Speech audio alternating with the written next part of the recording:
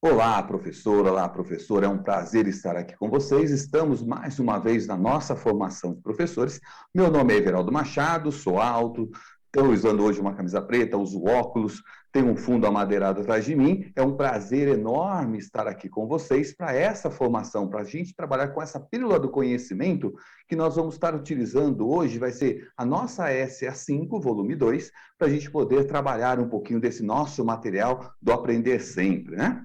Bom, então, para a gente poder começar o dia de hoje, a gente vai ver um pouquinho a respeito da nossa estrutura do raciocínio lógico-matemático, pelo que essa abstração empírica e reflexiva, a evolução do raciocínio lógico, a quantidade, a numeração, a contagem, o cálculo mental, o cálculo aditivo e subtrativo, o cálculo multiplicativo e divisão, tudo isso já é explorado com vocês na nossa formação de etapa pelo professor Valdir. Mas vale a pena a gente lembrar que é muito interessante a gente revisitarmos, né, os nossos processos de construção dessas estruturas lógicas matemáticas, pois elas norteiam o nosso desenvolvimento cognitivo, sejam nas esferas acadêmicas, sociais ou profissionais, pois sabemos da importância do desenvolvimento do raciocínio lógico desde a educação infantil, para a qual possamos nos desenvolver plenamente como seres sociais.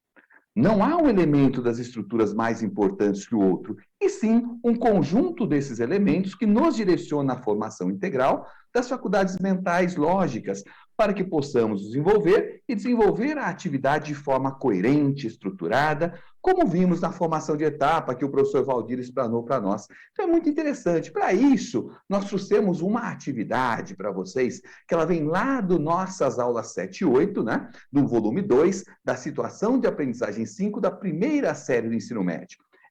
Foi um exercício, um item adaptado da FUVEST, fala assim: uma escada de 25 decímetros de comprimento se apoia em um muro do qual seu pé dista 7 decímetros do pé da escada, se afasta mais de 8 do muro. Qual o deslocamento verificado pela extremidade superior da escada? Então, quando a gente vai falar desse tipo de exercício, desse item, qual que é a relação que nós temos? Demonstrar as relações métricas do triângulo retângulo, entre elas o teorema de Pitágoras, utilizando inclusive a semelhança de triângulos. Resolver e elaborar situações, problemas de aplicação do teorema de Pitágoras. Aí nós damos uma observação, uma olhada nesse item aí. O que a gente pode pensar? Esse é um problema característico que nós temos, né? Ou seja, a aplicação do teorema de Pitágoras nada mais do que é, mas pode apresentar muitas dificuldades. Primeiro, a unidade que nós trabalhamos de medida não é uma unidade muito usual. As unidades para nós não vão interferir na resolução, mas pode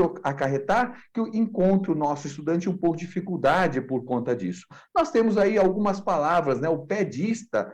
O que é o pedista? Qual que é? Então, na verdade, essas unidades fazem com que o aluno volte a lembrar de algumas coisas. Aqui vai lembrar da resolução, o estudante voltar a anos anteriores para entender como é o teorema de Pitágoras, ver como isso deu. É necessário saber resolver potência, a dissociação de números com 2 ou mais algarismos, saber resolver a equação do primeiro e do segundo grau, dominar a resolução de equação do segundo grau incompleta. E, por último, ele tem que saber analisar a resposta para saber qual solução satisfaz, porque vai dar uma solução positiva ou outra negativa. Então, diante desse exposto, verificamos que há diversos processos de imagem mental, consequentemente, da construção do raciocínio lógico, uma vez que, para o processo de resolução, as atividades são de memória, de conteúdo, de conceitos que auxiliam no processo de resolução da atividade.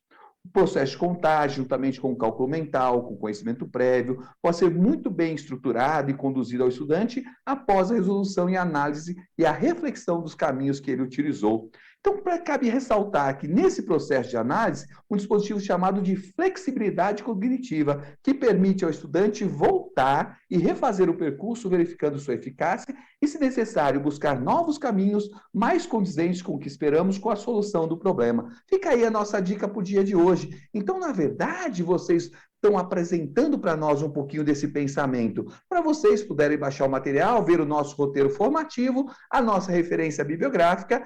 Foi muito bom hoje estar aqui com vocês, deixar esse modo para vocês. Um abraço a todos, vocês se cuidem, a gente se encontra daqui a 15 dias para novamente uma trilha do conhecimento. Bons estudos a todos vocês, até mais.